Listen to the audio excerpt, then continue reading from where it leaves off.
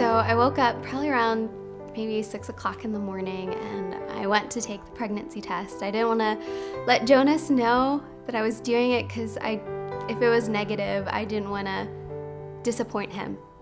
Family for us was always very important, both of us growing up in larger families and always talking about how many kids we'd have and what their names could be.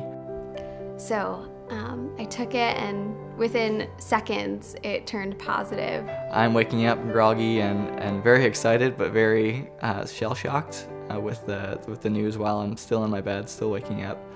At first I was kind of offended, like, you're not excited? But he finally got to the same level that I was, and we just celebrated the rest of the day.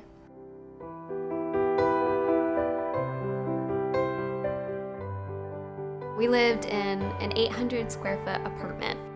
We moved our bed around, and it was kind of like engineering, trying to decide where things will go. And we finally found a place in our bedroom where it was going to be our baby's corner.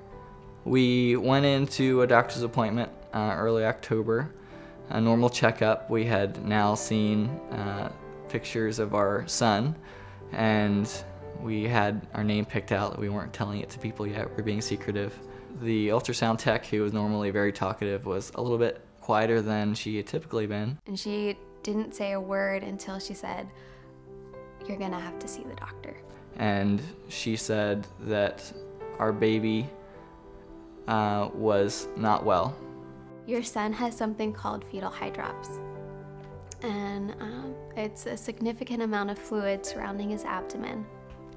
And that means there's something wrong. And you'll need to see a specialist as soon as possible. He had something called ascites, or fluid, around his abdomen. I remembered in Proverbs where it says, there's the power of life and death in the tongue. And so I had to remember to speak life over my son. Despite what the outcome was, I wanted to speak life. Checking in to see our first doctor at the medical center in downtown Houston, immediately he told us that his heart rate was going up from the normal, it should be around 130 for his age, up to 280 beats per minute. In my mind, it was like I had a healthy boy, and now all of a sudden he's not. And there's nothing that I could do. So it took us to a place where our hope had to be in Christ. We were seen by a specialist. We were told that we were very lucky to see her. And so she specializes in specifically fetal cardiology. And she took the ultrasound machine, and she was looking around, and everyone was talking again, and continued to kind of whisper and talk about things that I didn't understand.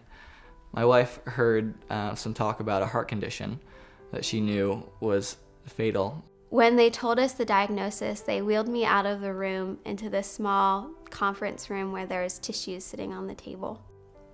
And they told me and Jonas and my mom, and my heart broke. Could do nothing but just pray in that room. I prayed, thanking God for his goodness and thanking him that he was in control and that he knew what was happening and that he was bigger than it and that he had our best plans in mind. And so we clung to hope for our son. They made sure that we were aware of the condition of our son, that he wasn't expected to live, and we had to walk through each step of labor, medication, yes or no, autopsy after delivery, yes or no, what they would do if he went into cardiac arrest, and we had to be okay with letting him pass if he did go into cardiac arrest. And that was the hardest hour of our life in that room, and we walked out with a piece of paper that was essentially the plan for our son passing. And so from that point we prepared for a funeral, and I, as the husband, had to take that on me to make sure that I had those things in place for my wife and for our family. Every morning I woke up to see our baby's corner and realizing that we wouldn't have a baby in our corner. I gathered together with some guys, and they offered to help me move all of our baby gifts and our crib and everything out of our apartment. It was late in October, and we went to yet another doctor's appointment. And the amount of fluid that he accumulated, they were surprised that he was still alive. And they said, this weekend he'll most likely pass, so prepare yourself to deliver next week. So we went back home and continued to pray. And so it was my Hail Mary prayer, like, Lord, save my son. I want you to save my son.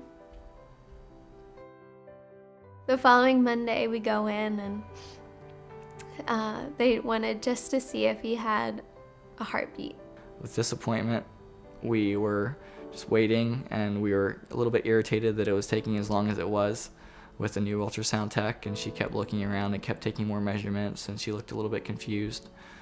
And so we sat there, and she said she's going to talk to the doctor and she'd be back in a minute. So the doctor came back in.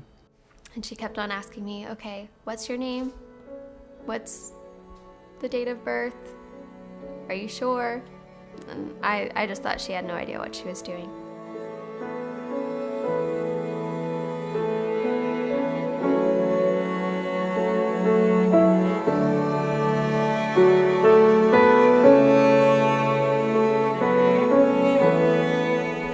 His words were divine intervention. And so I was kind of confused.